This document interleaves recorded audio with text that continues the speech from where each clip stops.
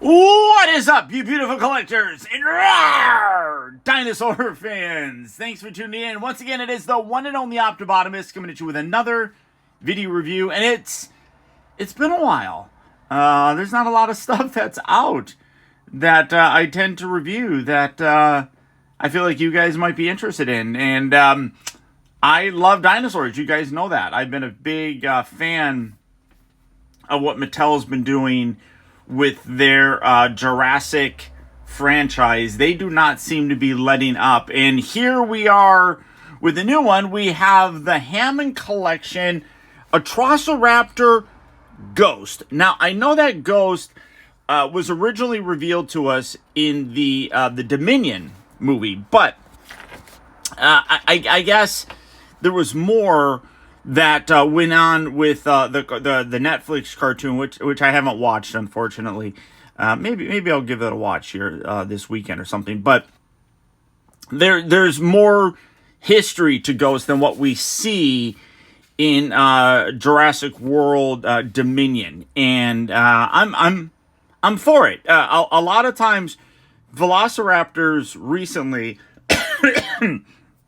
excuse me, have been kind of good guide, if that makes sense. Like when you look at Blue, for example, a velociraptor is an animal, and at least in terms of, I'm talking, movie universe and everything, and they really kind of started making the velociraptors into anti-heroes, I guess. Ghost and her pack mates are full-on bad guys in it, and they're trying to kill Owen, Claire, all that kind of stuff. What I find interesting is I did a little bit of a reading just to kind of get a little bit more backstory, but they specifically refer to Ghost in this bio as a he, and Ghost is a female, so that's kind of interesting that's on there. Her other pack mates, I forgot the names of. There's like Tiger, I forgot the names. There's like 3 other ones. So very similar to like Echo, Delta, Charlie, and Blue. There's another 4-pack of baddies. And Ghost primarily takes the leadership role in that kind of pack, but is a girl. And the rest are guys, which is really kind of interesting. Now, the Atrociraptor, much like a lot of the raptor animals in the Jurassic franchise, are not really what they looked like. The Atrociraptor was actually a little bit smaller than the Velociraptor, but realistically, this is not, and this is Delta, this is not how Velociraptors looked in real life. For the most part, they were covered with feathers. They were only the size of kind of like large turkeys, realistically. They weren't very big. The Atrociraptor was actually smaller than that. Now, what if I remember correctly, I want to say that Steven Spielberg said, like, oh, let's go with Velociraptor. That sounds cool. But the Velociraptor doesn't look scary. So they went with the more... and I might have this slightly wrong, but they went with more of the Utah Raptor, which was larger, but they kept the name Velociraptor, and they kept it looking like this. So this is, a lot of times people really love the Velociraptors in the franchise, but that's not how they looked. This is not really a Velociraptor. Opposite to that is this is not really what a Atrociraptor looked like. It is designed to kind of look a little bit more like a Velociraptor. The biggest difference that you're going to notice is the snout on it. The snout on the Atrociraptor was much more blunt as opposed to the more pointy kind of snout on it, and you can see there's a more pronounced kind of nose ridge right there, which does look really very cool. But also, scientifically, we do not have a lot of information on the Atrociraptor. We just have some skull fragments for it, and it's a relatively new species. that's been kind of discovered. So maybe more will come out over time. But obviously, in terms of a fictional sort of situation with the Jurassic franchise, this is still really cool. And again, the Velociraptor sort of idea is really fun, but not necessarily accurate. But this figure is fantastic, very accurate looking. A lot of the Hammond collections, they really focus on the actual accuracy of how they looked in the film, which is why I'm very grateful that they did Delta, and I'm hoping that they do, because we got Blue, which believe it or not, I never got Blue. I'm gonna have to get Blue, but we got Blue, we have Delta, we need to get Echo and Charlie. I really hope that they release those, that way we can have full representations. They did them in the Amber collection. But for me, scale-wise, I like having the Hammond ones because they're a little bit smaller. They're as articulated as those Amber collection ones, which they phased out.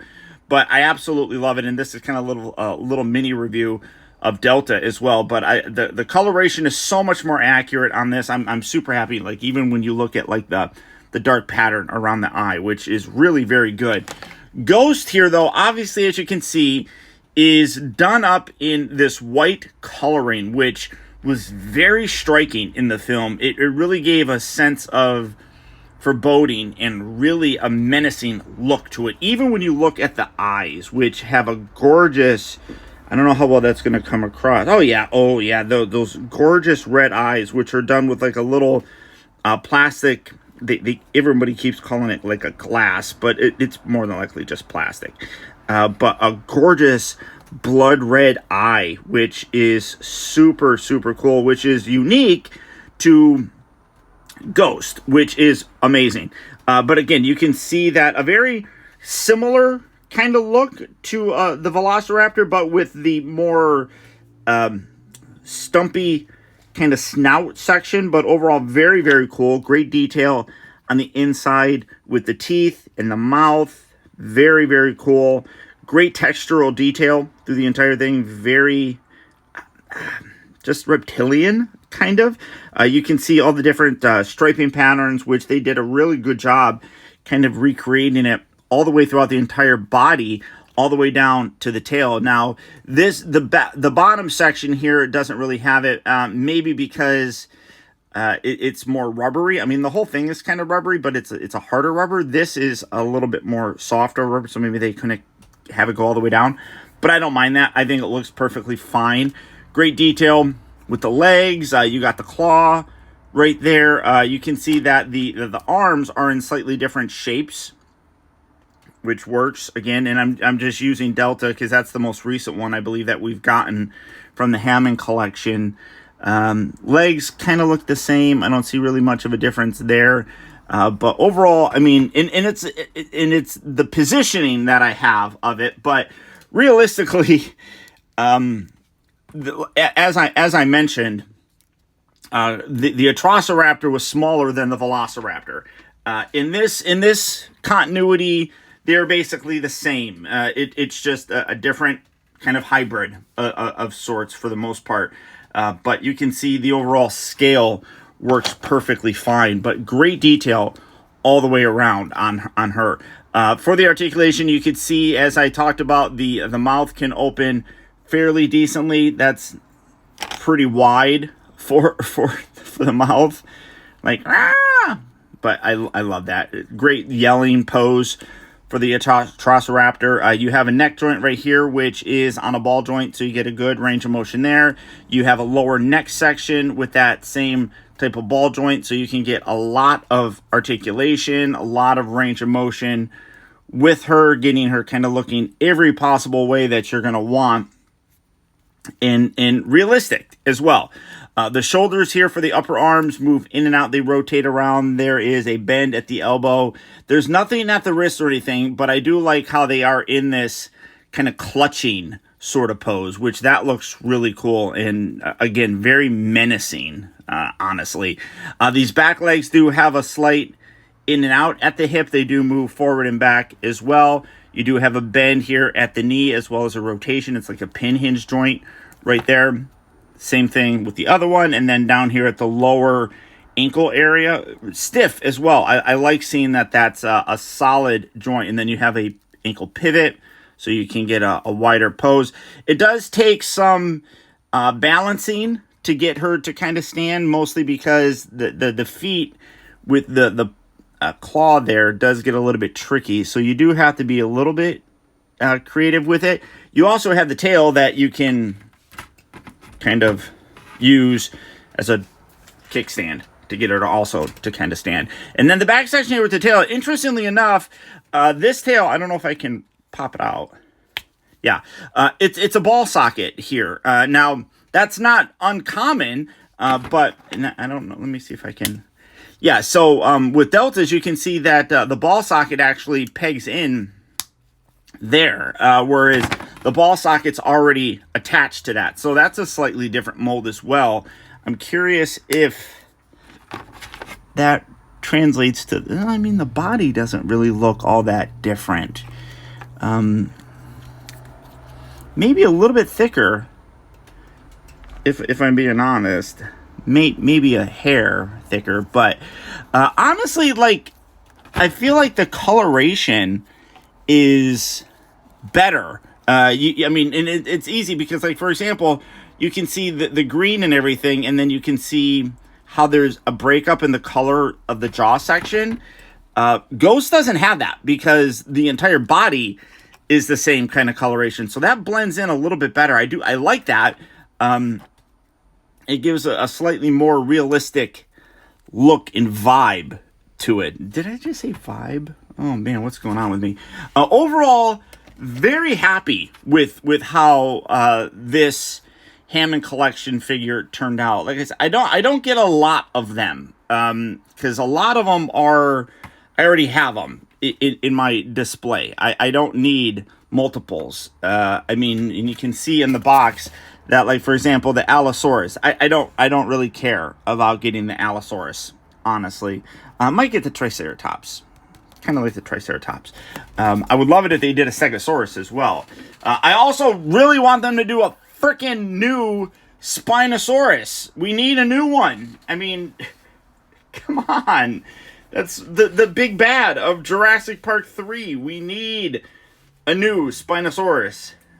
Plain and simple. Not that the other one was bad, but we need a more accurate paint scheme for it, and then a lot more articulation in the Spinosaurus would be amazing to do. But Ghost here is really fun, very cool, very, very accurate, and that's one thing that I really love about it. So if you are a Jurassic fan, I know Dominion, for me, was definitely a low point in the franchise, other than the fact that I love seeing the original characters with, like, Ian Malcolm, Alan Grant, Ellie, seeing all of them on screen again in those roles. I really loved that. Nostalgia factor really hit hard, so I love that aspect. A lot of the other aspects about the film, I'm not the biggest fan of it, to be totally honest. I felt like in terms of the Jurassic World, it was a steady downhill. Jurassic World I really liked. It gave me a very Jurassic Park nostalgia feel. I really enjoyed that one. Fallen Kingdom kind of reminded me a lot of The Lost World. I don't know why, especially since it was the second movie in the franchise and it was very similar to it. Dominion, I just thought, got a little bit more away from it. I've talked about this before, and I don't want to ramble too terribly much, but what I felt was successful about the ones that Steven Spielberg specifically directed, I liked Lost World and the first Jurassic Park. Jurassic Park 3, though, I felt like the dinosaurs started being monsterfied. By that I mean, like, the Lost World and the first Jurassic Park, these were animals that were behaving as if they were real animals. It's not they didn't seem like they were vindictive. But then Jurassic Park 3 rolled around, and, like, the Spinosaurus, why I love the Spinosaurus, just the overall, like, look of him and everything, he was basically a monster that was stalking the people in the movie, and it kind of took away from them being animals just going by instinct and made them into monsters that had a vendetta against them. Jurassic World went back a little bit more to that, animals trying to figure out where they are in the world now. Even though like the Indominus Rex was a monster, it was still trying to figure out. It was still acting like an animal. With Fallen Kingdom, especially with like the Indoraptor, I'm watching this. I'm like, you're turning into a monster movie, and that was an animal. Literally, the whole scene that like really ruined it for me was when the Indoraptor was inside that cage, and that dude came in to like cut his claw off or his finger off or whatever, and it was faking like it was knocked out, and then it smirked and then acted like it was sleeping again. I'm like, come on, that's ridiculous to me. An animal's not going to do that. And then, like I said, Dominion, same kind of thing. So it was, it could have been better. I did like certain aspects, like Ghost, and seeing these animals go back to being, I mean, again, they were kind of made to be monsters that were like hunting and tracking. But I still thought they looked relatively cool. But if you are a fan, and I know there are a lot of you that are out there, thank you for watching, by the way. If you enjoyed the video, don't forget that little thumbs up button does go a long way towards helping me out. I'd really very much appreciate you hitting that thumbs up button so I can get that like. And also, if you are new here, don't forget to hit the subscribe button in case you haven't already subscribbled. But I would pick this guy up. I definitely would. If you're a Jurassic fan, this is definitely a fun one to have. So until next time, guys, I want to thank you all so much for tuning in and watching. And until next time, this is Optibotimus saying adios, au revoir, and auf Wiedersehen.